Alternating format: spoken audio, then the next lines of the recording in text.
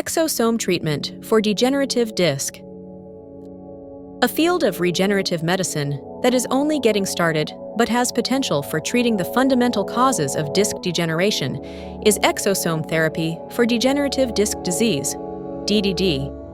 Small extracellular vesicles called exosomes are secreted by cells and contain materials such as RNA, lipids, proteins, and other substances that can affect many aspects of cellular activity.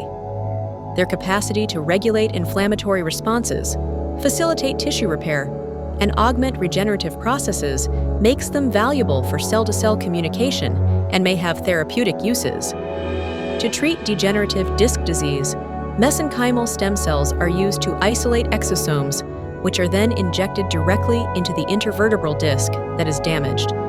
Exosomes provide a minimally invasive solution for treating disc health issues and pain by enhancing cellular repair processes, promoting tissue regeneration, and lowering inflammation.